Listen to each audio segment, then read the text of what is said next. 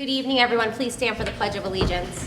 I pledge allegiance to the flag of the United States of America and to the republic for which it stands, one nation, under God, indivisible, with liberty and justice for all. Can we have roll call, please? Supervisor McGlasson? Here. Councilwoman Campbell? Present. Councilman Toppori? Here. Councilman Ruthven is out, and Councilman Boyd? Here. Okay. With a voice. Thank you. You're So welcome. our first item tonight on the agenda is AJ Reyes from, GEI Consultants, who is going to be giving us an update on the status of Lake Carmel. So, good evening, and I open up the floor to you. Great, well, thank you.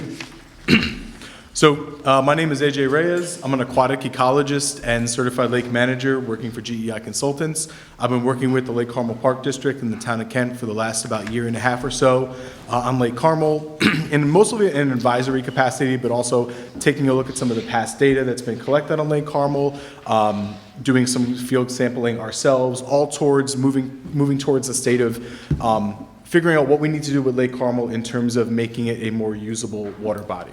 So today, I'm just going to quickly give a quick introduction and kind of a primer on lake management, how we view lake management, and how that sort of permeates through everything that we do in terms of, looking to manage Lake Carmel to create a better situation for everybody that uses it. We'll also talk about some past water quality and this acronym here, the TMDL. I will explain it and how it sort of factors into everything we do. And then we'll jump into some of the sampling that we did, and then what the lake is going to look like moving forward in terms of our action items. Lake Carmel is very unique. In terms of lakes we work on, you have a lot of data, and a lot of data from a lot of different sources. There's been many different consultants that have studied this lake, many different state agencies that have come in to do sampling. Your group has done a lot of sampling, which is a much different situation than we have in a lot of our other lakes, where sometimes no professional has ever even stepped foot on it. So the management here is a little bit different, and that provides opportunities, but it also provides some challenges. So I want to start off the talk by just kind of framing the way we look at lake management. And I don't want to be too pessimistic about this, but every single lake is eventually going to be a wetland, and every single lake, every wetland is eventually going to be a forest, and then hopefully it's not a parking lot for like a mini mall or something like that, right? But the point I'm trying to make here is that every lake is moving towards filling in. It's moving towards becoming not a lake. Every lake becomes shallower. Every lake becomes less usable per se for its residents. And us as humans in these areas that we live in have really greatly accelerated the rate of which these lakes sort of move towards that wetland status, move towards that forest status. As we've built our roads, built our homes, built our communities, once again, with all the best intentions, unfortunately, that all has a negative impact on the lake. You have more impervious surface, you have increased runoff. That runoff on those roads bring more sediment into the lake much faster than they normally would, and leads to the eventual filling in of a lake. Lakes are not flow-through systems. They are accumulators. You can't just turn off the spigot, or you can't just turn on the spigot and then everything leaves there. You have sediment that accumulates over time, many, many years. I'm sure if anyone's been out to, where Stump Pond is, you'll see all the sediment that's accumulated there, and just the shallow nature of Lake Carmel is just kind of evidence of that. And, humans have done that. Now, it's important to think about this progression in terms of the way a lake moves from an actual lake to a wetland as kind of a train ride. You are moving there faster, but the real important part, and this is where kind of lake management comes in, is that the ride itself is uncomfortable. It would be a completely different story if the lake was completely usable up until the point that it became a wetland, but that's not really what happens with lakes. As we accelerate this process of filling in on a lake and you have more nutrients and more sediments coming in, the proverbial train ride gets bumpier and bumpier, right? And this is analogous to a bunch of algae growth, aquatic plant growth, sedimentation that stops you from doing what you would normally do in a lake.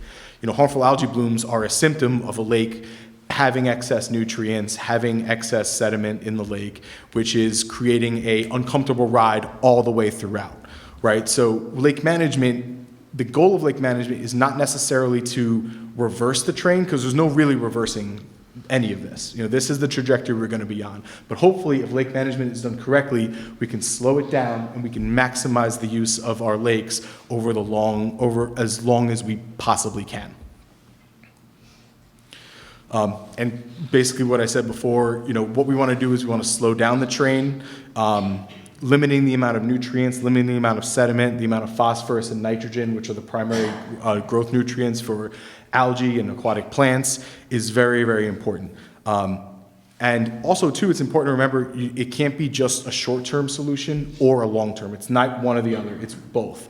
That's why the group does algicide treatments to be able to keep the beach open. You could take a perspective to say, well, we only need to work in the watershed. We only need to work with reducing the nutrients that are coming in, and that's important. But if the lake is not somewhat usable during those years, then you're going to lose a lot of community support for that. Nobody's going to want to just, say, oh yeah, this watershed fix will work in 10 years, so we don't have to do anything else in the lake.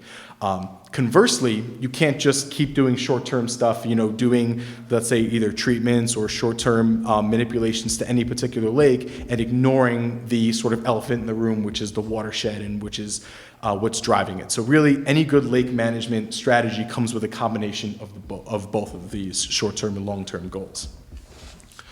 So the way that limnology, which is the study of lake science, and lake management sort of meld, and this is kind of where my position comes in, is that we go through this sort of cycle of defining what's normal in a lake, identifying what's wrong, and identifying the fixes, implementing those fixes, tracking those changes over time, seeing did we succeed, and then kind of repeating the process over and over. This, if you want to put it in terms of what Lake Carmel, the detention basin that was put near Stump Pond, right? That is identifying a potential problem and implementing a fix in that end. The algicides that are used in Lake Carmel, that's identifying a problem and, looking to potentially address that.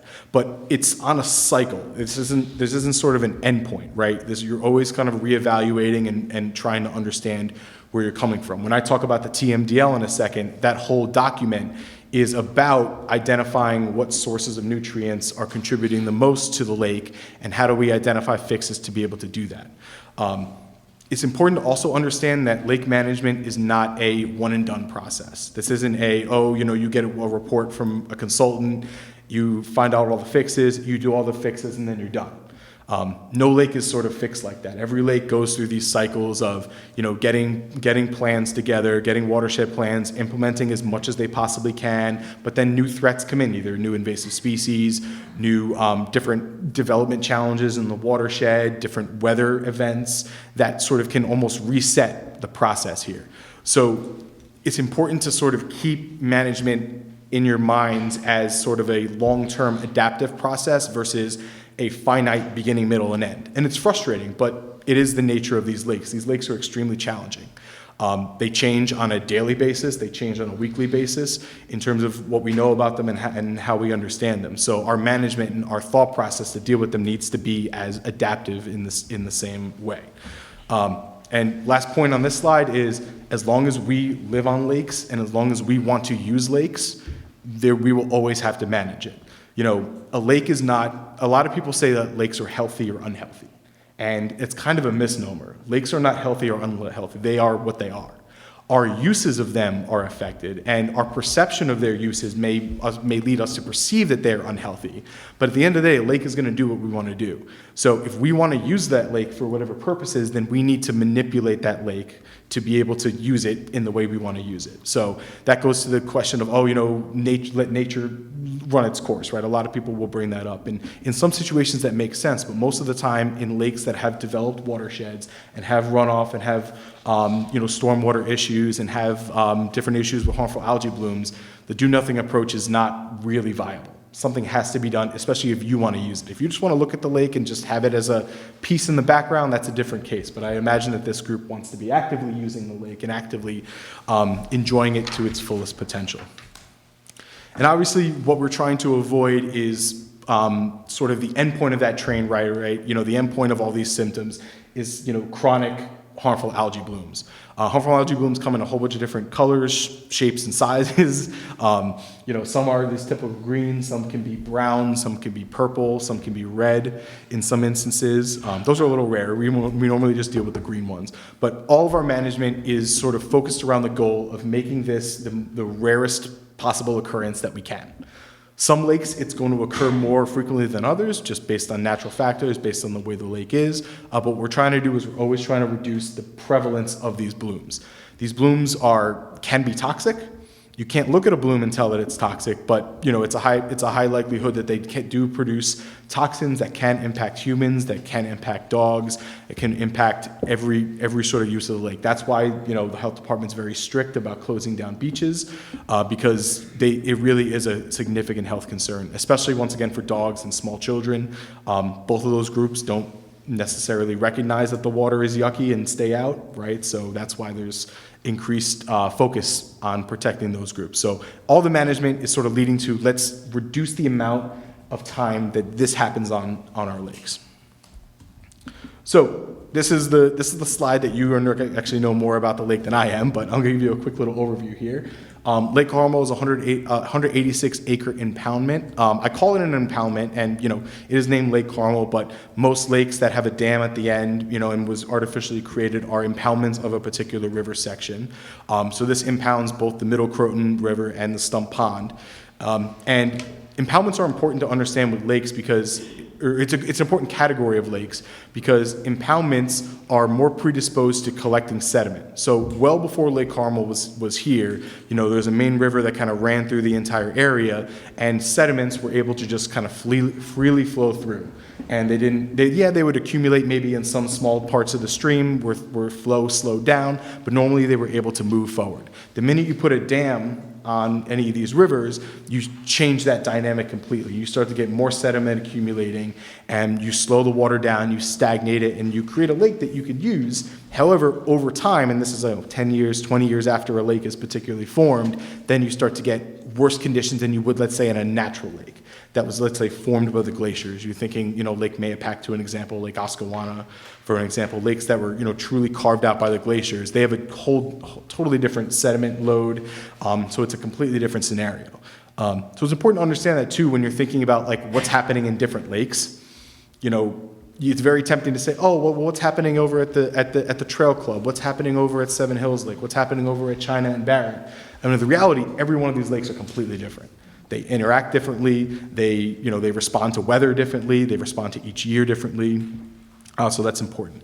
The last thing I want to bring up here is, the lake is very shallow. Now, once again, I'm not telling you anything new here, but from a limnological perspective, that's really, really important. The lake is going to heat up a lot faster and a lot quicker earlier in the year than it normally would, than a deeper lake would. Light's going to penetrate all the way down to the bottom. The entirety of Lake Carmel can grow aquatic plants. It doesn't always do that, but it can grow it. It also, the entirety of the lake can support algae. Most of the time, these algae blooms that we see in the lakes, they don't start in the middle of the water and just start growing there. They can do that, but a lot of them start on the sediment. And a lot of them are triggered to pop up to the surface from light penetrating all the way down. So when you have a really, really shallow lake, you get a lot of light getting down there, so the entire lake is basically a factory for producing potentially harmful algae. And it's important to understand kind of this is the baseline of what we're dealing with, right? This is before we talk about any interventions, any management. So kind of jumping into that a little bit more, it's important to talk about this question about what causes blooms. And these are the harmful algae blooms. Really in lakes, it's three drivers, and I've kind of spoken about them intermittently throughout the talk: light, heat, and temperature. Unfortunately, in a lake, you can't really manipulate light. If you have a small pond, you could put pond dye in that stops the light from penetrating. You could keep heavy tree cover in a small pond that could potentially do something like that. But on a large lake, you're not manipulating the light. You're also not manipulating the heat. You're not going to tell the sun to go away for a while. You're not going to put blinders on the lake to stop the heat. So the only thing that we realistically have any control over when it comes to lake management are nutrients. And in lakes, when I talk about nutrients, this is basically the fuel for algae growth. And in freshwater lakes, phosphorus and nitrogen are considered the most important. Phosphorus usually is considered a lot more important. we'll get into a little bit of nuance where I think nitrogen probably should be talked about a little bit more for Lake Carmel. But normally we think about phosphorus as the limiting nutrient. When I say limiting, that means that there's a small amount of phosphorus in the lake naturally, but if you add just a little bit of phosphorus, it creates a disproportionately amount of algae that can grow into a lake. Most healthy lakes in this area have around 20 micrograms per liter of phosphorus, that's kind of the threshold, and around 400 micrograms per liter of nitrogen. So if you just go to that 30 level or to that 40 level, you can have a significantly more algae blooms out there. Lake Carmel, Putnam Lake's another one, Lake Mohegan range around 30 to 50 micrograms per liter. If you talk about the Sedgwick Club, or even the Pine Pond at the Trail Club, or like you can take Roaring Brook Lake, for example, that's on the border of Putnam Valley in Kent. All those three lakes, they don't really deal with that many algae blooms. They have some algae problems, but it's not really that prevalent. They're only at about 10 to 15. So you're talking about a difference of only about 20 micrograms per liter, a really small number of phosphorus that changes the situation from having a lake that has chronic blooms and chronic problems to a lake that's relatively good. So we're talking really, really small numbers here. So where does Lake Carmel sit? So this is a summary of all the volunteer data that you have collected over many, many, many years. This is just a graph of the average total phosphorus per year. So that's what each of the blue dots are. The bars here just show the standard deviation, which is just a measure of the variance between the points. So the idea is that, if you look at 1987, you have a really, really tall standard deviation bar. That means that the numbers within those years were kind of all over the place. And really what I want to direct you to here is that 20 microgram per liter line that I highlighted here in red. Consistently over the years, Lake Carmel has always been above that 20 microgram per liter number on a mean annual basis. There are some years where it dips a little bit lower and it gets close. 2022, there were some sampling points that were close to that 20. In 1988, there were as well. But we've been consistently above that threshold. So we've been above that threshold, and that has caused, obviously significant algae problems over the years and has spurred on a lot of different work on the lake. And I'm not going to go through every single study that's been done on the lake. There's been plenty of stuff done by previous consultants, as I mentioned, the CSLAP program, but a lot of it culminated in what's called a TMDL, a total maximum, I'm sorry, I got the acronym a little mixed up there. It's a total daily maximum load. And the idea here is that the EPA, through the Clean Water Act, tells the states that you need to tell us every few years which water bodies are not meeting their desired uses. Either that's through phosphorus, that's through oxygen in like the coastal area, that's shellfish, it's mercury, excess mercury. And if you have a contaminant that is causing an impairment, right, you're not able to swim, you're not able to fish, you're not able to use a water body, that lake is listed as impaired. And when that lake is listed as impaired, the state has a responsibility at some point to create this document called the total daily maximum load. And the idea is that the state is trying to figure out where the sources of a particular pollutant are coming from, and figure out how much we need to reduce those sources to be able to get the lake to a point where it is not impaired anymore. So it's a lot more complicated than that, but really what we're trying to do is get the lake back down below that 20 microgram per liter number. So this pie chart here is from the 2016 TMDL that was developed by DEC and their contractors. And what it shows here is it shows the relative proportion of phosphorus loading in terms of the different sources into the lake. And there's a lot of different sources here. We have stream bank erosion, septic systems, wastewater treatment plants, groundwater contributions, internal loading, developed land forest, that's actually the runoff coefficients. Now, every lake has a different sort of percentage of it. And the idea is that, all right, you're supposed to look at the largest pies and say, all right, these are the largest contributors to the excess phosphorus in the lake. Let's try and address this. Unfortunately, it's not that simple. And that's kind of what I'm going to get to in terms of some actionable items that we can do to address this, to make this a little bit more streamlined so we can actually get some good fixes in place. So we'll talk firstly about stream bank erosion. So the model showed that it was about 33% of the total phosphorus load, which is the largest single source of loading into the lake. What they do with stream bank erosion is the idea here is that as the stream flows down, this is both Stump Pond Brook and this is also the inlet up here, technically the middle branch of Croton. They look at, they basically model a section of the stream and they figure out an X amount of flow, how much erosion is happening, right? So how much gullying out, let's say on the side of the stream, is pushing sediment and phosphorus into the lake. To be quite frank, it's only done purely on modeling, and there's actually a lot of doubts about how accurate this number is. If you dig really deep into the TMDL document, there's actually correspondence between the city and the state disagreeing on how important this particular loading model is. When we normally do loading models, we don't really account for stream bank erosion, mostly because it's an out west problem because they have different types of soils and you have different flow regimes. It probably does contribute some to the lake, but the biggest concern that I see here is I'm not sure if it really is 33% of the total load. And if it's the single largest source, we really need to figure out if it's exactly that amount. A lot of my colleagues, we've spoken about this, we kind of agree this probably isn't a completely accurate number. More to the point, too, is that when they developed this number, they didn't actually go out into the stream and actually look at the stream and figure out where the particular erosion that was happening in that particular stream. So it's really hard to know if this number is truly correct. So before, I would go out and normally say, well, if it's the largest source, we need to really look at the stream and we really need to figure out what we need to do, and we may still need to do that. I think we really need to kind of re-examine this whole modeling approach in general to see if it's actually something that's worth it.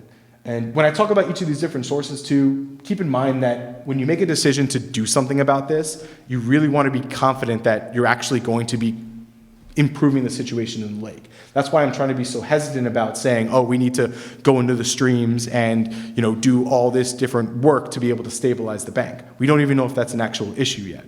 So before we go and we recommend the town and the district to spend a ton of money or go out for grants on this, we really need to be confident that we're going to be moving the needle with this. So my big suggestion here is, one, to really investigate the stream for these erosion opportunities, but also to look at the erosion and see if it actually matches up with the modeling.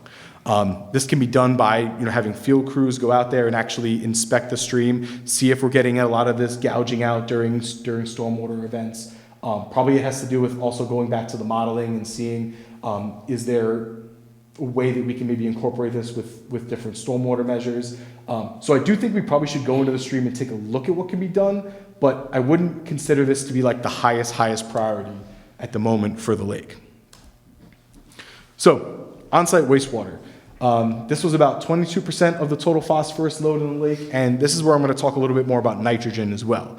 So, in our soils, phosphorus is very readily bound to a lot of the different minerals like calcium and aluminum that are just naturally in our soils. So, in the septic systems, as long as your septic system is working properly most of the time, that phosphorus should stay in your leach field, right? So, the way your normal septic system works is that the effluent leaves your house, it enters a particular tank. It could be single baffled, double baffled. It could have, most of the time they're underground. Most of the time they are, anywhere from 1,000 gallons to 2,000, depending on the number of people that are in your home. And they leave that tank and then they enter a leach field where that effluent is kind of held in that field. Our soils do a pretty good job of holding phosphorus, but they do not do a good job of holding nitrogen. So nitrogen is constantly going out into the lake. And while nitrogen isn't the #1 nutrient source for lakes, it is an important source. It creates a lot of filamentous algae problems. It can create a lot of aquatic plant growth. So when we're talking about septic systems, we really should be thinking about both nitrogen and phosphorus. We looked at the modeling for this, and I think it's pretty spot on in terms of what their assumptions were here. And really what it comes down to in terms of addressing the on-site wastewater is the big question, and I'm sure you're very familiar with this question of, do we look to sewer the lake or do we do something else? Obviously, sewering the lake would be the #1 way to completely remove the nutrients from Lake Carmel in terms of the inflow from septic systems. But obviously that's extremely expensive. There's logistical concerns, where would you tie in this particular wastewater treatment plant that you would have, would you tie into an existing treatment plant? Would you have to build your own? Is this something that you can even, once again, feasibly do with, let's say, a bond over time? Those are all important questions. But, the other option for this is to adopt maybe a alternative and aggressive septic system replacement program. And, normally most towns, and I know Kent's the same way, you have rules in terms of the time that you need to pump out septic systems and inspect them every 2 years. I forget exactly what Kent's rule is specifically. 5?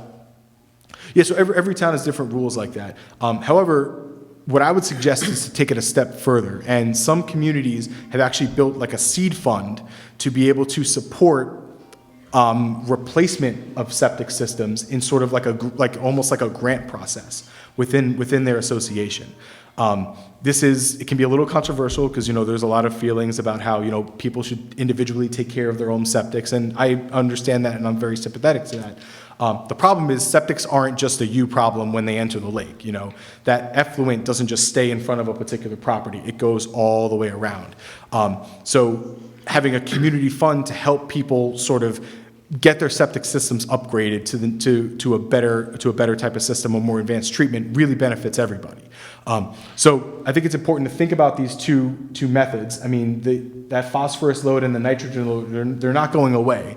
So we're going to have to deal with the septics, and it's probably going to have to be a lot more aggressive than just a 5-year pump out and inspection. Pump out inspections are great, but they don't really solve the issue.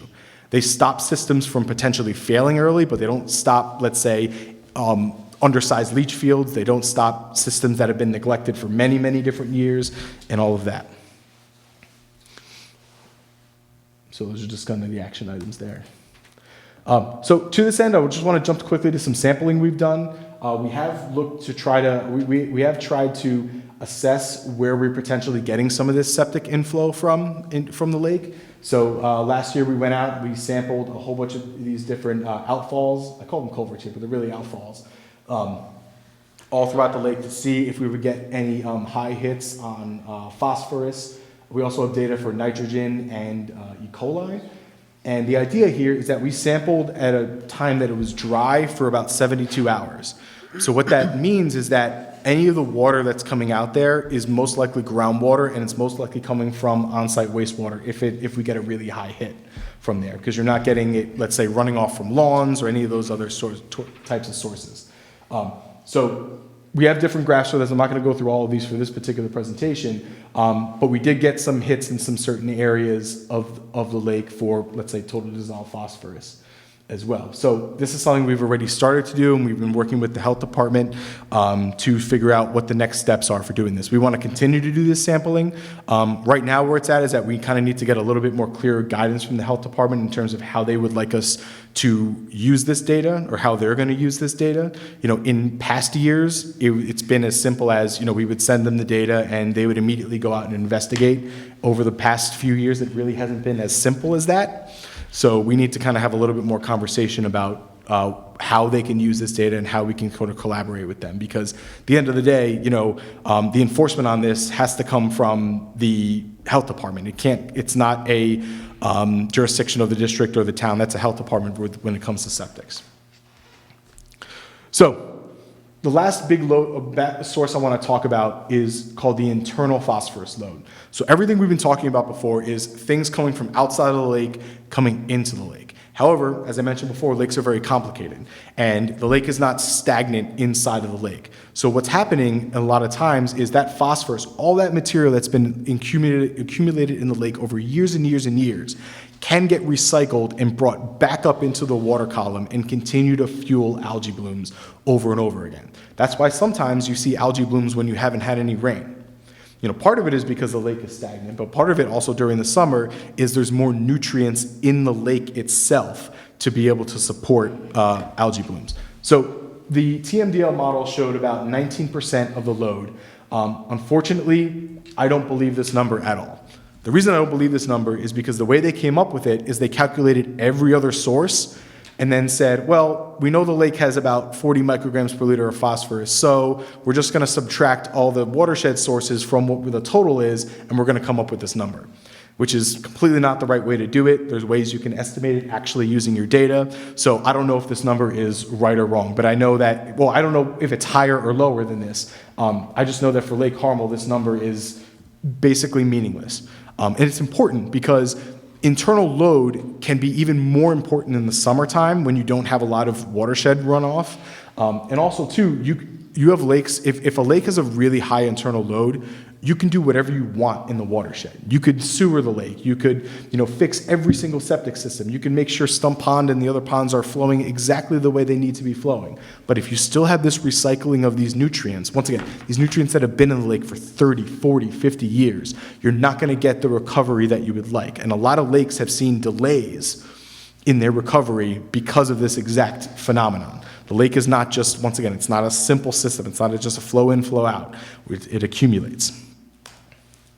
And to kind of illustrate this just a little bit more, we have all of these different sources that we think about, septic, stormwater, fertilizers, atmospheric deposition, waterfowl, stream bank erosion, that all contribute phosphorus and nitrogen to the lake. And what ends up happening is they all grow, they all do contribute to growing algae, but that algae dies off. It goes down to the bottom, and what happens is bacteria starts to consume it, and they create no oxygen on the bottom, these dead zones, if you've heard about them in like the Gulf of Mexico and all these other areas. And then when you have no oxygen on the bottom, chemical reactions happen that release that phosphorus up into the water column, and then algae can use it, and the cycle sort of repeats itself. Now, is this happening in Lake Carmel? So this is the same volunteer data that you've collected over time, but what we did is we put it on a seasonal basis. So basically each line here is a particular year, and then on the x-axis down here is a particular month. So from June, July, August, September, October, right? So the beginning of summer out into the middle of fall. What you can see here is that we have a trend of phosphorus increasing as you go from June, July, August, and September. Now, every year is different. Obviously, 2023, this is completely different because we had all that rain. But most of the time in the summer, the watershed is not contributing a lot of phosphorus because there's not as much snow melt, there's not as much rain that's happening. The water table is much lower in the summer. So how could you be getting an increase in phosphorus, but you're not getting an increase in the loading from the watershed? What's happening is the lake itself is regenerating those nutrients and putting it up into the water column. So based on your own data, we have evidence that Lake Carmel is experiencing internal loading, even it being a really, really shallow lake, which is not something you often see. Sometimes a lot of people feel that shallow lakes don't have internal loading, they don't have this problem, but clearly from this data, it shows that we are getting a massive increase into the summer. And this is obviously the time that we're struggling with a lot of different algae blooms as well. So we know internal loading is a factor in Lake Carmel. We just need to know how much of a factor it is. And there's different ways to calculate this internal load. We could take a little bit of another modeling approach, take this data, plug it into some different models and estimate it. We actually are starting to do this new measure where we actually take cores from the bottom of the lake and we put them in the lab and we expose them to no oxygen and we actually measure how much phosphorus comes out. There's different ways to do it, but the important thing is we need to know what the actual internal load is because that's like almost the biggest decision for figuring out, do we need to do something in the lake versus we need to prioritize something in the lake versus prioritize something outside of the lake. In-lake measures are very expensive. Oxygenation or circulation in the lake, if you wanted to circulate the entire water column, you're talking $300,000, $400,000 to do it correctly. And even if you do it correctly, it may not actually 100% work. Right now, New York State's not allowing nutrient inactivants like aluminum sulfate or lanthanum. But even if they were to allow it, that's once again another six-figure or more fix with a lot of testing and permitting. So these decisions are very, very expensive. So it's important for us to really know if this is a really, really big source and can we actually address it before we jump down the road of saying, oh, let's go and fix this immediately. So just some other smaller action items I wanted to talk about. Evaluate options for the detention basin retrofit. This is the detention basin on the north end of the lake, near where Stump Pond comes in. When we did our initial assessment of the stormwater, of the storm drains flowing around the lake, we took a look at this detention basin. Two things really jumped out to us. One, there was continuously standing water inside of the basin, and that's not really good when you're talking about stormwater quality treatment, because all of that water is very high in nutrients, it's very stagnant, and also in that small thing it can internally load as well. The other problem with this detention basin is that a lot of the water that leaves actually through the emergency outfall and doesn't actually move its way all the way through the system as it's supposed to be designed. It's supposed to be designed as water enters from the top of the hill and then moves all the way through the vegetated section over parts of riprap and then exit out the main spillway, which is further down on the system. However, a lot of the water just leaves through the outfall. We've seen that on multiple occasions where we would have no flow coming out of the actual area it should be coming out of, and then more coming out of the emergency. So this is an area where I think there's an opportunity to potentially change the grading or change the way this is designed to be able to really function the way it needs to. Because right now it's just kind of a flow-through system. Also, too, on a larger scale basis, the entire eastern shoreline of Lake Carmel, there's a real opportunity to maybe do something here in terms of green infrastructure. Not many lakes have an area where there's a large buffer between where the homes begin and the lake shore is. And a lot of these areas, especially the drainage that comes off these roads, basically are just pipes that are cut short at particular areas and just kind of meander their way down into the lake. And there may be an opportunity to create some larger swales, some larger bioretention in these areas so that water is not just kind of shooting right down into the lake. We went during relatively dry conditions, but you could see, if there's a storm condition, especially like in the winter, there's nothing really holding that water after it comes out of the pipe and after it drains the different roads. There's nothing holding it. There's nothing stopping the sediment from kind of pushing its way all the way to the lake. So your lake is in a good position. You have room to actually do something. So if it's either like a combination of swales, or maybe it's maybe it's larger micro pools where these particular pipes are being put out, that could be an opportunity to potentially reduce some nutrients that are coming in from those areas. So just wanted to give a quick summary on some of the action items here. We talked about for the stream bank erosion, we want to kind of look at the stream and see if there's any erosion control opportunities, but more importantly, try to figure out if that number is really relevant. Is that stream bank erosion as big of an issue as the TMDL seems to make it be? Or makes it out to be? We need to really figure that out. Explore feasibility, I think, for septic system replacement. Obviously, I think the conversation about having a sewer should still continue, but knowing the realities of how difficult that is, I'm sorry, I keep knocking this out.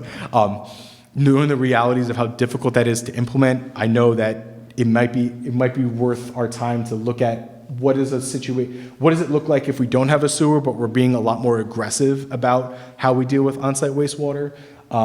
Obviously, continuing to sample outfalls, working with the health department to figure out what the best way that they can use that data to be most collaborative with us. Once again, calculate the internal load, and then what we just talked about with evaluating options for the detention basin and the shoreline drainage area. So that was all I had. Obviously, we've spoken a little bit more about algicides and different stuff like that. I didn't include it in this presentation, but I can answer questions on that as well. So thank you.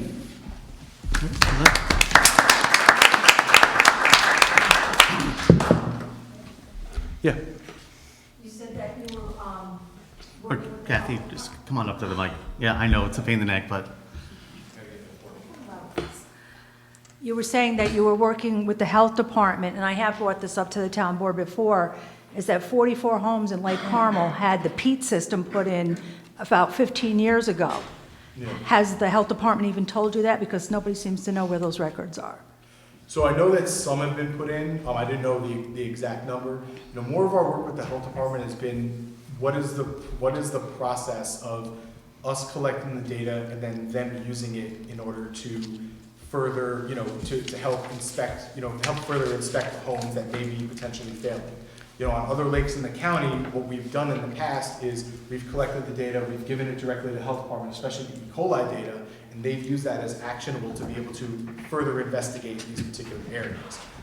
That's something that I think either, we need to kind of work that out a little bit more in terms of what that process is, because we want to make sure this data is as usable as possible. Well, because it's been 15 years, and they were supposed to, the people that owned these, because they were given it free, 15 years later, they're supposed to replace the peat system.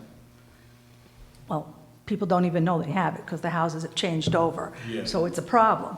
The second thing is that Ann knows that $35 million is coming to Lake Carmel from DEC and DEP, hopefully in 2025, which can be used for these Fuji systems, which are like mini sewer systems. So that is something we could use, because they're going to give $5 million to Hillendale. Yeah, we've looked at the Fuji systems for other lakes as well. They're definitely very efficient. It's not 100% efficiency. They said about nitrogen's about 70% removal, and phosphorus they claim about 90%. Now that's the manufacturer's claim. That's not independent testing of these systems. There is. There's one installed on Gray Oaks Yeah. by my house. And they just tested, and they said that it's coming out like 90% of phosphorus, it's pure. So you might want, I mean, we do have a couple of these systems. I know on East Lake Shore, there's one, but it was not the new one with the phosphorus. Yeah. So it was just the That's regular. good, and that's exactly what we would expect. You know, the important thing to realize is, 90 and 70% sound like great reductions, and they are, but normal phosphorus that's coming out of a system is like 4 to 5 milligrams per liter, so that's 4,000 to 5,000 micrograms. So a 90% reduction is what is that, 40 micrograms per liter-ish, if I'm getting my math right. So the point is that even though it's a large percentage in terms of that number, 40 is still the number that the lake is at, right? So it's not going to solve everything. And if you're only at 70% for nitrogen, and nitrogen in wastewater is like 20 milligrams per liter, or even higher, right? And if you're only getting 70% of that reduction, you're still getting a bunch in. That's still much better than having a system that's failing or short-circuiting going into the lake, but it's important to sort of calibrate those expectations. That's why it's not, if money wasn't an issue, sewering is still the better option, because you're removing that completely.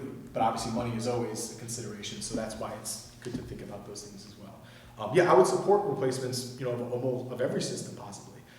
You obviously would want to prioritize. My thought would be prioritize the lakes that are obviously closest to the water, but also the ones that are closest to key drainage areas. Because if a system fails and let's say, have high groundwater, that effluent's going to enter into its, it's going to go by gravity into the closest place it's going to go. So if that's, a drainage ditch that's by your house, that's probably going to be a better conduit for that material going into the lake versus another house that, let's say, is further up in the watershed and is not directly next to one of those conduits. Yeah, that's part of the problem with some of the grants now, is that you have to be like within 200 feet of the lake shore or something contributory. Yeah. Where you take like Barrett Hill, which is all bedrock up there, very little soil on the hill. And it's angled like this, and I like to say Taco Tuesday is in the lake on Wednesday because of the angle of the rock there. So those people that are on that hill really should be considered, for monies for repair just as much as somebody who's 20 feet from the lake. It's not, you're exactly right. It's not just proximity. The proximity is one part, but it's not just that. Yeah. And, I've heard a lot of frustrations about the grants. I've worked with Lake Oscawana, and they had a septic replacement grant that was partitioned for them. Not just for them, but they were on the list. And, they had really low turnout. And partially is because, they didn't get the word out, but also partially is because of those really, really restrictive guidelines for doing that. Some other grants, they'll say your system has to be failing before you replace it, which is really kind of a non-starter, because the problems for these lakes don't start when your system fails. If your system is undersized, because once again, this community, I grew up in Putnam Valley, so I can speak to this a little bit. These homes were all, cottages, seasonal cottages that got converted into full-time homes. So septic, even just the leach field in the area to be able to treat this effluent was never large enough, or never, deep enough to be able to satisfy what the demand is now. So I wish that these grants were a little bit more flexible on that, but that's why I sort of think it may be in the best interest for the community to think about doing it yourselves. Some other communities have basically put a bunch of the district dollars into a fund, and yeah, maybe they can only get 1 or 2 systems replaced a year, or they can do maybe 3 or 4 intense inspections, right? So not just inspecting the tank, but actually inspecting the leach field to make sure that the leach field has still good integrity. So it's not an overnight process, but 1 or 2 high priority systems over a 10, 15 year period, plus people just regularly replacing their systems as homes change over in ownership, can really help in the long term. So I would really think about considering it, especially once again if the sewer option is just if it's off the table. Yeah, I know some ways to like improve the septic systems. So the final stage of a septic system is photosynthesis, right? The minerals that go out there, the effluent basically absorbs into the grass, the roots and stuff like that. So by clearing trees and allowing a lot of sunlight onto the field area of the septic systems can actually allow them to operate at a better performance. Something simple things like that. Yeah, I've actually never heard. I never heard of that, but it makes sense. Yeah, it does. I mean, really, with septic systems, obviously, don't put stuff down there that isn't supposed to go down there. Pumping out and inspecting is very important. But once again, that's like the first step you need to do. If your leach field is failing, one of your first signs is you might see a little bit of grass that's growing a little greener, right around your lines. Once again, that the system, the tank itself is fine, right? So if any company that comes in to pump it, they're not going to look at the leach field and say, oh, the system's bad, because their inspection is for the integrity of the tank, right? They're looking at to make sure the concrete is in place, or the plastic or steel is where it needs to be, and those immediate lines. But there's a whole bunch of other issues too, like if you have too much effluent that's going in, if it goes into your distribution box, it can back up, like there's biofilm that can build on there. So there's a lot more than just sort of pumping out and inspecting. All right, so I have a question, get away from the septic part of it, but the first part of your presentation was about the lake filling in with sediment, soils, and whatnot. The last time I remember the lake was dredged was in '94. What is, some of the things that would be beneficial by dredging the lake to remove some of these soils that built up that come in? Yeah, so when you're talking about dredging, you really need to define what your goal is for dredging, because it changes drastically everything about it, right? So dredging can be put into the category of navigational dredging, or like, as you're saying, lake restoration dredging. Navigational dredging is basically, you can't get a boat out of a particular area, you dredge a channel to get that boat out. That's very easily permitted, it's easy to get done, it's not that material. Oh, sure. It's very easy to get done. The lake restoration part is really problematic, especially for a large lake. There are areas that probably could use some sediment removal, like right where Stump Pond comes in, partially because if you get a large storm event, that material that kind of builds up in that little island right before it enters the lake is all going to get flushed into the lake over a massive storm event. So that could be an area to potentially dredge. But if you're talking about in-lake dredging to potentially pull out those high nutrients, in theory you could do it, but you're talking 50 million, to really make a difference, right? Because you don't want to just dredge like a small portion of the lake to get that done. You would need to basically dredge the deepest part of the lake down to, maybe 2 or 3 feet down to get that really, really thick organic layer that's been sitting there and accumulating for X amount of years. It's, in theory, it would work, and if every lake could dredge and set that's the one thing that, I mentioned in the beginning about the train, that's the one thing that is not going to reverse the train, but it's going to knock it way, way back on its path. Yeah, no, I'm referring to like where they dredged last time in '94 was by Terry Hill. So where the soils are coming in, Stump Pond. Just a small area, yeah. I mean, small dredging like that can 100% work, and especially in areas where you're getting that, accumulation over time. What I will say is another caveat too is that the material that's there, so the material that, like the phosphorus and the nitrogen that's coming in from the streams, a lot of the stuff that's going to be fueling algae, it's not staying in that area immediately. It's very fine and very flocculent, and it's being moved all across the lake and just kind of evenly distributed through different rainstorms and such. So you will remove some nutrients from pulling out that, and some sediments, and especially maybe the stuff that's buried like at Stump Pond. But I don't want to give you any false illusions about what it's actually going to do for the lake in those small sections. dredging it's great. It's just in order for it to be really successful, you need to get it to a scale where it would be, Yeah, I'm thinking, if you clean it up like Terry Hill, then it doesn't proceed from there into the larger part of the lake. So, if you keep up on it it. would do something. Yeah, I'm Yeah. not saying it wouldn't do anything. Yeah. It's just, measuring what the reality of it I'm is. just trying to contain before the online heroes type, that I want to dredge the lake from end to end. No, just Yeah, the no, end by yeah. Terry Hill and, Yeah. yeah. Yeah, well, it doesn't help that the county has a pipe there that's too small on the one side, so when it all flushes down, it flushes down into our lake, and that was the county's fault. Yeah. They put too small a thing. My other question is, to follow up on the sand and stuff that gets into the lake. For 48 years that I've lived here, we put sand and salt for the roads. Now they're using pure salt. And I'm worried that you can take sand out of the lake, but you can't take the salt out of the water and our wells. So I was wondering what your view on that was. Yeah, so most lakes every lake is dealing with the increase in salt in the lake. Just stand back up to the Oh, mic, sorry. man. That's Yeah, fine. I'd take for granted how loud I am. But yeah, so every lake is dealing with some level of salt increase, some more than others. Obviously, Lake Carmel is one that's dealing with a lot of it just because of the amount of roads out there. The impacts of salts to a lake ecosystem are kind of all up in the air, right? So salt can impact organisms, but you need to get to a really, really high amount of salt to be able to do that. Nowhere near where we're at for Lake Carmel and most of the lakes in the region. You do start to get small impacts to reproduction of zooplankton and some food web impacts at about 80 micrograms or milligrams per liter of chloride, which is normally the way they measure it. I have to look back at Carmel's data, but I think you're actually pretty close to that number.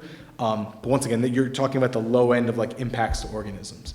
One thing it could do, and we haven't seen this in Carmel yet, we don't have the data to say that this is happening or not, but I've worked with a few other lakes well further down in Westchester County that are really urbanized. And what happens is they have so much salt that gets pushed into the lake that it creates a layer of salt on the very bottom, and it actually changes the way the lake can mix. It's called having a halocline in a lake, unlike a thermocline, if you've heard those terms before. And that's really severe, because that changes the entire way that the lake functions. It changes the way that nutrients get mixed up. It changes what you can actually do on the bottom of the lake to potentially fix it. Once again, I don't know if that's happening in Lake Carmel. We don't have the data to support that. But It's only been 2 years that he's been using the pure salt, so yeah. maybe we should test it. Well, and salt is a really tough thing because it's obviously a significant public safety issue, right? To have, make sure the roads are clean and make sure the roads are usable for driving, right? That is 100% the case. And, in all honesty, I don't think we have enough strong justification to say that the salt impacts or the concern for salt impacts should supersede public health. And this is my opinion from other lakes out there. It's different for wetland systems, it's different for river, I'm only speaking about lake situations. But it is good to be mindful of that, right? So other places have used, brines. I don't know how much the counties use brines now versus, my experience is from Putnam Valley, and we started using a lot more brines in the last 10, 15 years, which helps, right? It's not the globs of salt that are just, you see when you're driving just are stuffed in the ditches, right? Brines are a little bit more effective, right? So stuff like that definitely helps. Sorry, it's kind of a non-answer, but salt's a weird one where I can't tell you that it's a major immediate detriment to the health of the lake. But no, over time we do know that, once again, salt does impact the ecosystem over time. It does. Yeah. Any other questions, comments?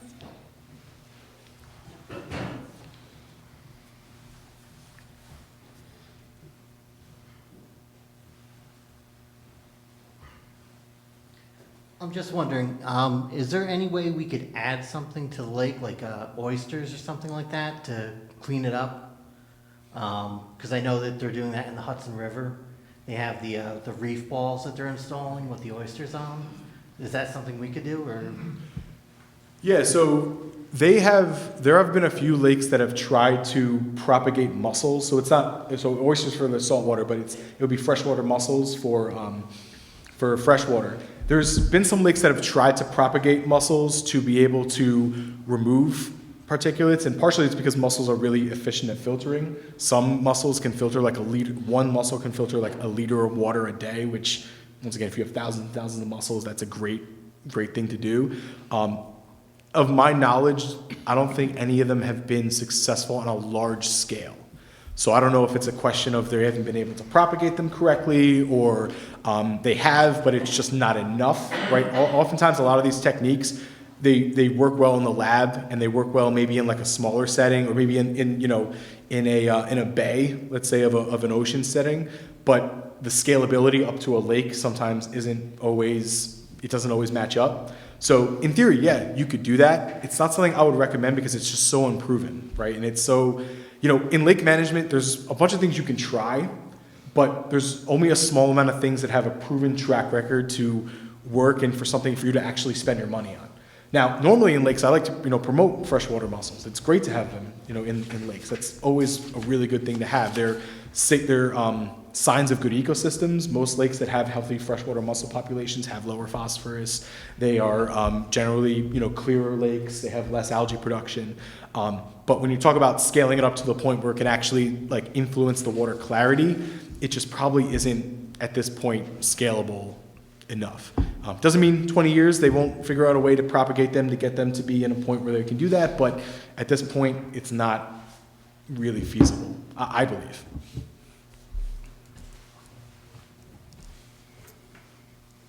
Okay, well, thank you very much for coming tonight. We appreciate it. Thank you. Very good.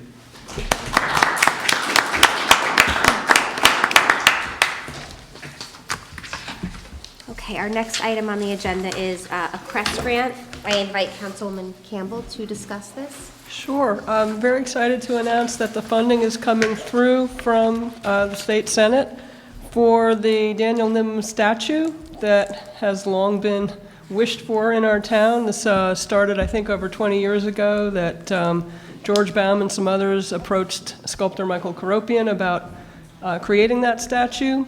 And you may be familiar with the one in Fishkill at the junction of 82 and 52, which is the 8-foot version of that statue. But this funding will allow us to get the 4-foot version of the statue here at Town Hall. We do need to raise an additional $25,000.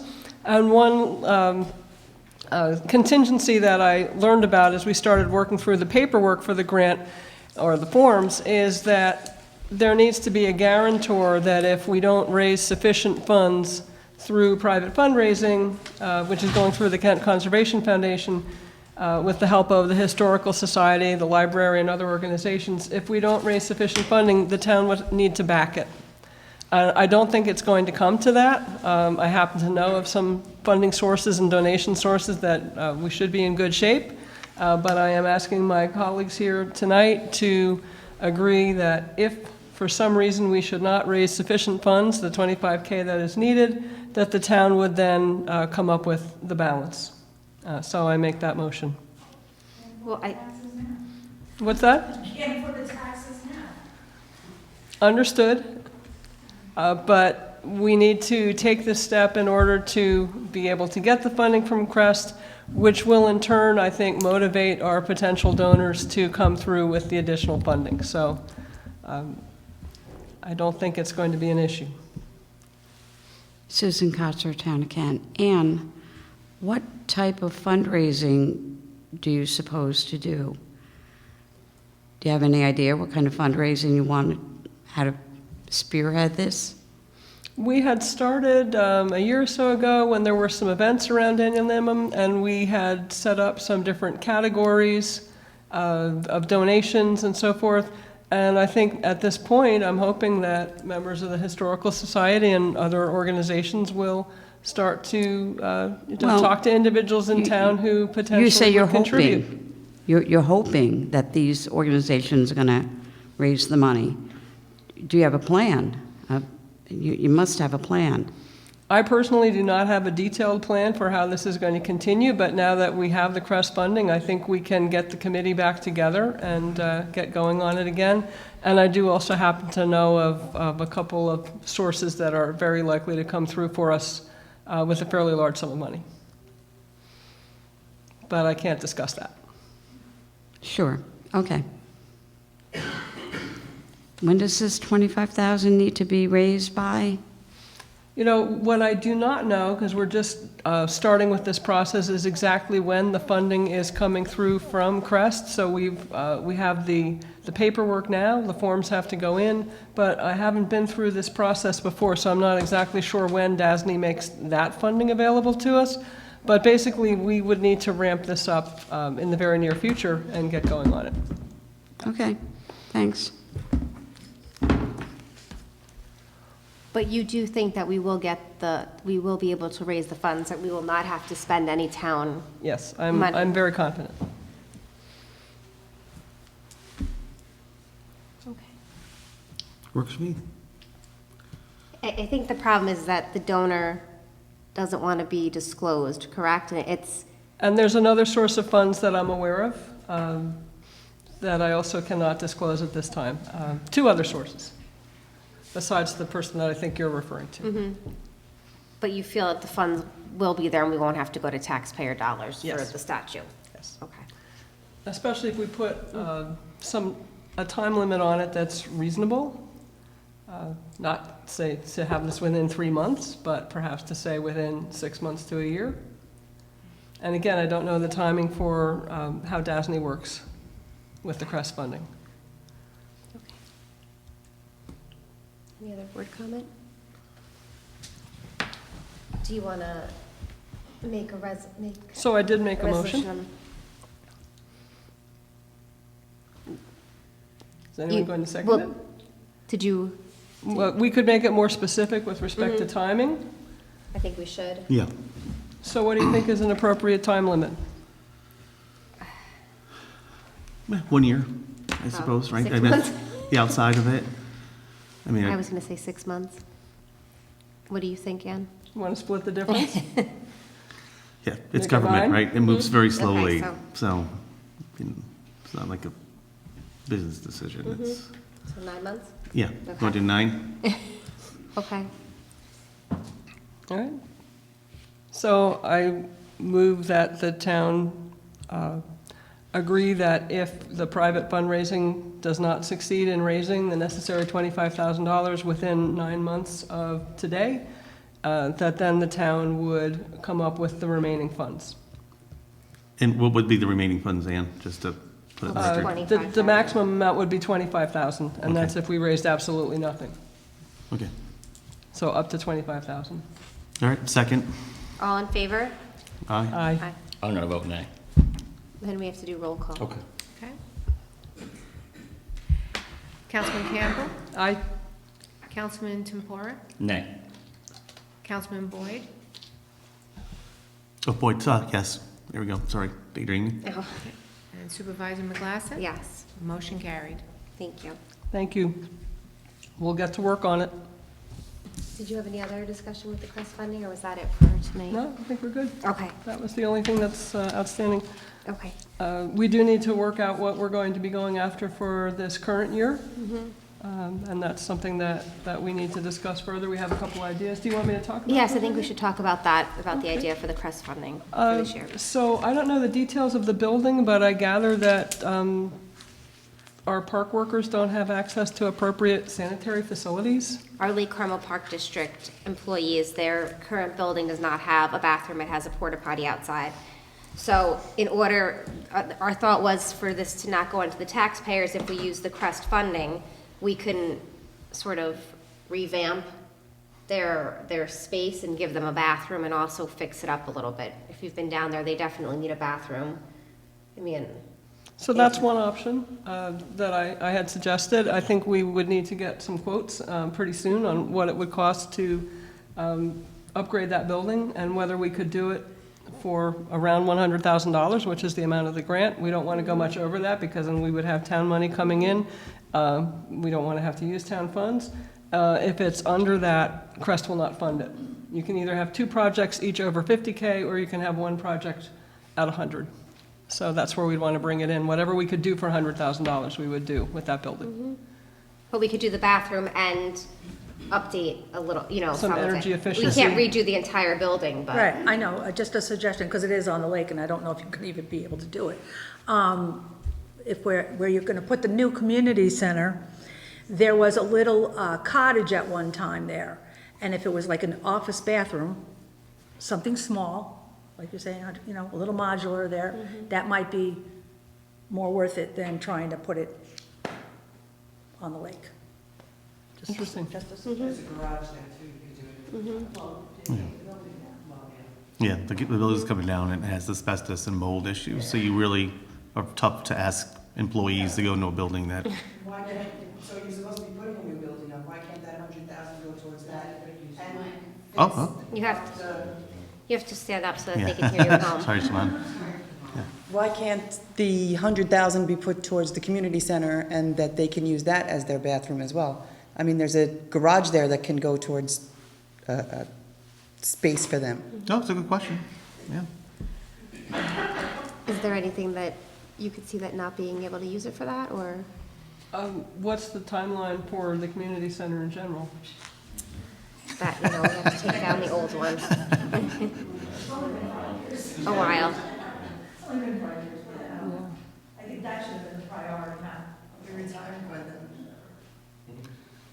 Yeah. Well, So, we can yeah. look into both. We have to get quotes and everything. We have Yeah. to submit documentation. So this was just the initial discussion, but it would be nice to give our park workers a bathroom. Yeah. Yeah. Oh, sorry. The money's there, so use that money towards the community center. They absolutely need something, yes, I agree with that, but. Yeah, if we can. The grant may be limited to something we can. We'll look into it, yeah, yeah. Okay. All right, so we'll look further into that and bring it up at another meeting. Are you good with that, Ann? Okay. Thank you. The last item I have on the agenda tonight is fingerprinting. Currently, when we hire employees, we do a background check, which the chief can tell you consists of basically calling around to the different agencies just in this area and seeing if there's anything. But if someone really has a criminal history somewhere else, we wouldn't know. So I brought it up to the board, and I just kind of wanted to continue discussion tonight about we're starting EMS. I think it's important to fingerprint the employees that we're hiring for that. I think it's important for, different departments, recreation, stuff like that. Not, in my opinion, not the entire town hall employees, but certain departments. So I wanted to start the discussion on this. Yeah, works for me. Yeah, particularly when you're talking about the people we have more interaction with the general public. Yes? You have to come to the mic.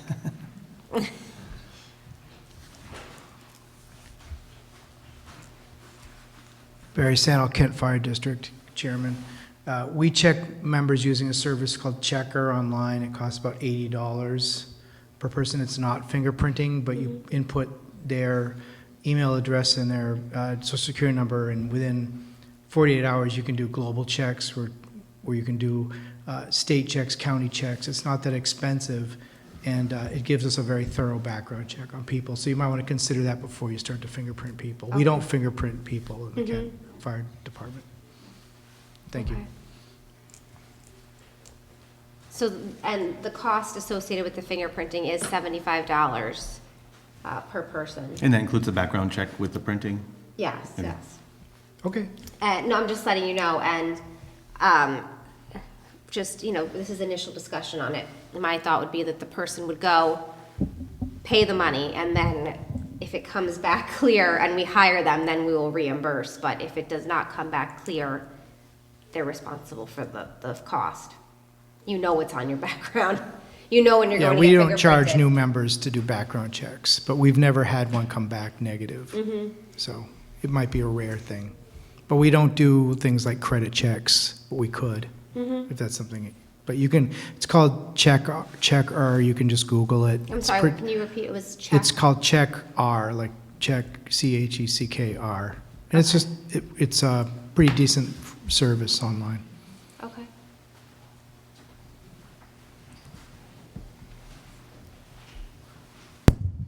Kevin Owens, Chief of Police.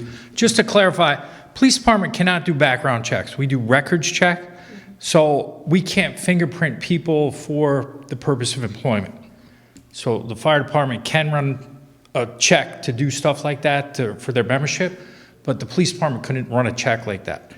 So if you pass it on to the employee or prospective employee, then you can see whether they've had a criminal history in the past. And for certain departments, I think that's important. Yes, especially working with the public in today's society. Yeah. And would you think that fingerprinting is the most efficient way? In other words, people can falsify social security numbers, date of birth and all that, but a fingerprint is a fingerprint kind of thing. Right. But even in today's society, the laws have changed over the last few years. People have things sealed.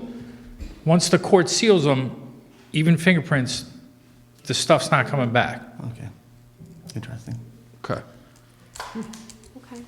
Yeah, for state ed, I had to pay for it. I had to go to Newburgh. It was part of New York State Education Department did a recertification. I want to say it was about 10 years ago. So I had to go to Newburgh and I had to pay it out of my own pocket. It was $75, but that was part of your licensing fee. And my district didn't reimburse us, so just another avenue to look at.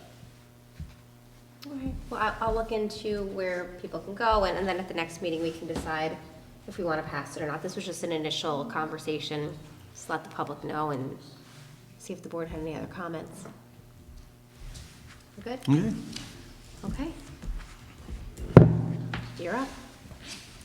You're up. I'll try to do my best Ruth and voice. I make a motion to adopt the following items that are over the threshold. Barton and LaJudas, $31,260 for the Old Town Hall, $18,756.21 for Sagamore Road Culvert. Hogan, Rossi, and Liguori, $5,416.63 for legal services for November, $5,416.63 for legal services for December. JTR Transportation, $3,200. Senior Bus Transportation. Millennium Strategies, $3,500. Grant Services, November.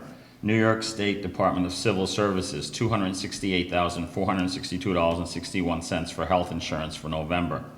Ring Squared, $3,913.06 for telephone services for November. Transaxle, $7,590.10 for truck parts. And Wind Waste, $11,280.26 for Lake Carmel garbage. I make that motion. Second. All in favor? Aye. Okay. Any town board announcements? Yeah, now that I have a voice again, I'd again like to thank the Highway Department, the Kent Highway Department, for the brush fires that they put out. Those guys, put themselves at risk, and they did a wonderful job, and I appreciate it. And everybody else does too. Thank you. And I believe our local fire departments are also, you can correct me if I'm wrong, they're helping in neighboring areas now with some fires that are going on. So that's very nice, especially when I'm hearing that paid departments don't want to go in and do it, but the volunteers are. So thank you to our volunteers for doing that. Absolutely. And I know you have some. Well, I'm just looking through, there's always a lot going on at the library. I see some Thanksgiving-related events happening tomorrow. There's one in the morning, Thanksgiving crafts at 11 a.m. for all ages. And then later in the day, Let's Talk Turkey. Looks like it's sort of a creative activity for grades K through 4 at 4:30 p.m., making turkeys out of various kinds of materials. And various other things going on. They're working on that teen advisory board. That's meeting on the 26th of November. So I do encourage you to check out the library website. As I say, always a lot of exciting events for our community. Thanks. Any public comment? Sure. You can come back.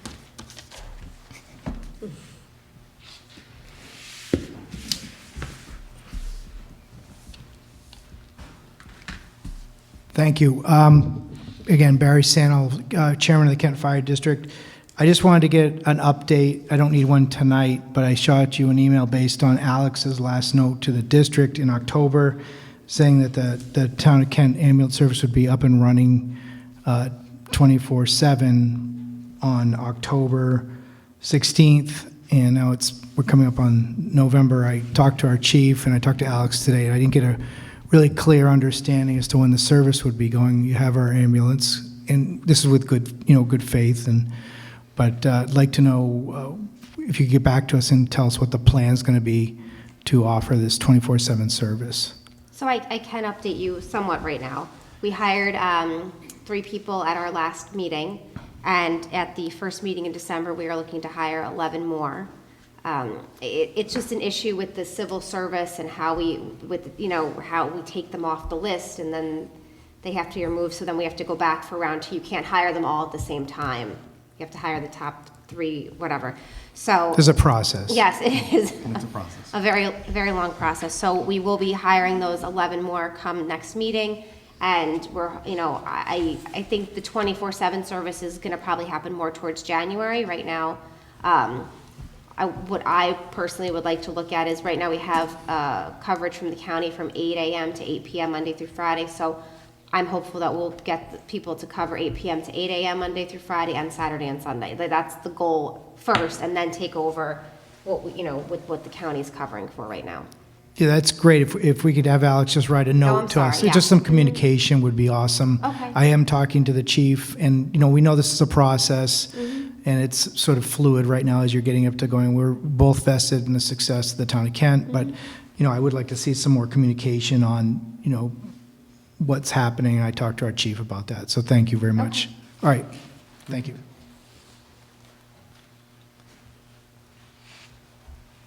I just have a question, Jamie.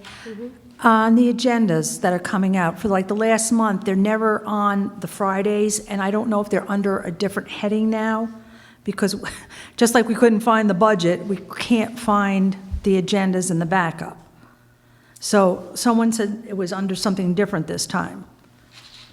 And So I don't post the agendas, I send them to the IT, and IT puts them up. So this week's agenda, yes, I waited till yesterday to put up because there was not a lot on it, so I was just trying to. This has been, I'm telling you, it's been at least a month. Your IT person's challenging us of where to go look for it, because it's Okay. not where it usually is. All right. Maybe have to sit down and do a Let little me- revamp of how How easy it is to navigate the site. Yeah, Like, it's I totally just- agree. It's not the easiest. It's not easy, and like I said, the budget, nobody could find because it was under finance, but, I mean, Lana said it's always been under finance, but the way that but we've been looking, I've looked all week, and this has been about a month. Okay, yeah, no, That- thank you for letting us know. Yeah. You know, No, I sometimes- see the October 1st, 15th, and November 12th, but you're right, I don't see the November 19th meeting on there, And which. But, because when I send the link out, the link goes to the agenda, so I don't know. right, it always was, you go to the agendas, and you press that on, and it would go, and it would tell us the backup and everything. Yeah. And it just wasn't going this time. It was almost just like the last meeting wasn't posted when we had told you that. Right, Right, it was almost like the same exact thing. Oh, the email. Well, I don't have the email, but, I mean, I usually just go on. It's weird sometimes across different browsers. Yeah. You know, Yeah, So I'm not sure. I'll look into it. I don't, Yeah. I don't know how any of that works. That's why I Right, don't no, do it. I mean, send- if I don't tell you, like you say, you won't Right, know how to yes. fix it, so. But I will talk to IT because I just don't do that. I scan it and I send it to IT World, and then they send me the link. And this is just something for businesses, and I was going to talk to the chief tonight about it. I got 2 scam calls from NICEC last week, and then I saw that the Freight House on Facebook was saying she was scammed too. They call, and they didn't have my store's name, but they had the address. All they said is, "This is NICEC, may I speak to the owner or manager?" And I said, "What for?" And they go, "We have a work order to turn off the electricity." Well, I won't tell you what I said, but anyways, so he goes, "I have a phone number if you want to check it." And I said, "What address are we talking about?" And he said, "My store address." Okay. So then I said, I've just pretended to take the number because a lot of these numbers that they give you go right back to them. So 4 o'clock that afternoon, I got another one. Again, I kind of cut them off at the beginning, but I just saw today that it happened at Freight House. So I just wanted to tell businesses, they're not saying your business, they don't seem to know your business name, but they have the addresses. Yeah. So. So I think a lot of the key to that is to hang up and call NICEAG directly, right? So you Well, know yes, that that's I've what always you do. done that, but yeah, but I have the phone number that I did take a picture of what they had called me from. I don't know if that helps, but, you know. Just writing notes. Yep. Any other public comment? Okay, I make a motion that we go into executive session to talk about pending litigation. Second. All in favor? No, you look like you're going to say No, something. no, that's good. Okay. Aye. Aye. Everyone have a wonderful Thanksgiving. Yes, absolutely.